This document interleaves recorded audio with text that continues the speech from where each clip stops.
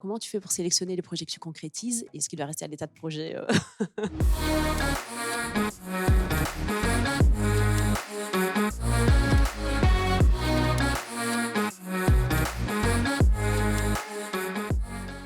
Bah, je vais te partager, peut-être qu'on a des définitions différentes, mais en tout cas, moi, j'ai dans l'entreprise, cette définition de la voie de garage qui est un dossier. On utilise, nous, Asana hein, pour gérer les projets. Mais c'est dans Asana, en fait, c'est un endroit où toutes ces idées de projets que j'ai, je les mets dedans. Mais je n'assigne aucune date.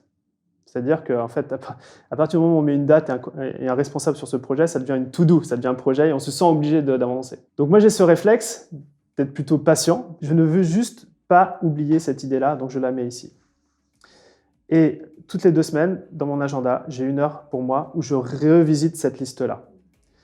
Et certaines de ces idées-là, il y en a qui, je me rends compte, n'avaient pas beaucoup d'impact, je les enlève. Parce que des fois, sur le moment, on est juste chaud bouillant, émotionnellement, on se dit ça va changer ma vie, mon business. Puis après, en fait, donc je me laisse ce temps-là. Et il y a certains sujets qui vont être juste des petits projets, des tâches, que je vais pouvoir déléguer, collaborer avec des membres de l'équipe pour le faire. Et il y en a, ce sont des projets à part entière, des gros trucs.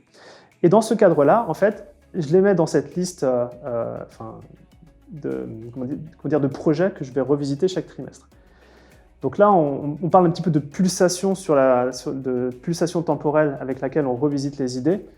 Mais tous les 3 mois, j'ai vraiment un temps, puisqu'on a une productivité d'entreprise de 3 mois avec les gros projets, pour revisiter cette liste voie de garage qui rassemble toutes ces idées que j'ai pu avoir. Je ne sais pas si ça te parle, mais en tous les cas, je ne saute pas sur l'idée tout de suite. Oui, ça me parle beaucoup.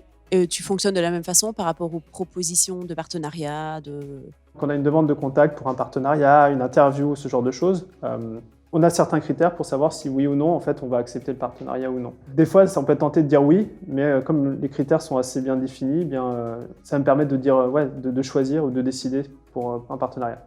Lorsqu'il y a une collaboration qui peut avoir lieu dans un partenariat, si ça ne sert pas la vision, c'est mort.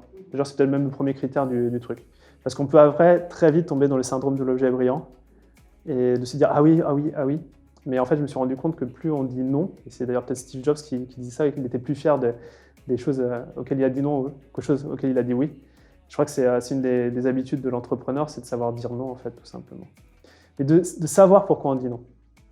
Et des fois, un non, c'est pas juste un non ferme, c'est juste un non, pas encore. Donc, je vous disais qu'on utilise Asana pour gérer les projets, mais aussi, du coup, les idées, on crée une tâche sur Asana. Parce que finalement, une idée, elle se transforme en projet dès lors où on met quelqu'un responsable d'une deadline. Et on a une catégorie, en fait, où je peux évaluer sur un niveau de 5 licornes. Vous avez dit que c'était n'importe quoi. Ouais, Geoffrey me dit putain, merde, je suis parti. Parce que les licornes, c'est très important dans notre entreprise. Mais de 1 à 5, et en fait, une licorne 5 sur 5, généralement, c'est quand ça va servir la vision, quand ça va être quelque chose qui va être urgent maintenant, puisqu'il y a certains projets, en fait, si on les résout dans 3 ans, non, il faut mieux les résoudre maintenant. Donc il y a le caractère urgent, le caractère important et le caractère bien servir la vision. Après, je n'ai pas un process purement défini, mais si par exemple j'ai une idée, genre, allez, faisons des t-shirts avec des licornes. C'est un super projet pour une entreprise, on peut se marrer. Mais est-ce que ça va servir la mission de l'entreprise? Ouais, sur une chaîne de 1 à 5, on est plus sur 1. Est-ce qu'on en a besoin maintenant, c'est urgent? Pas forcément. Par contre, créer des masques pour le confinement estampillés avec la couleur de nos programmes, à ce moment-là, oui, c'était urgent et c'était important, donc c'était licorne 5 sur 5. Voilà, donc trouvez vos licornes, je ne sais pas ce que c'est, mais c'est vrai que chaque idée, quand je les revisite, je les classe en fait. Et forcément, il y en a qui arrivent sur le dessus du panier de cette manière-là.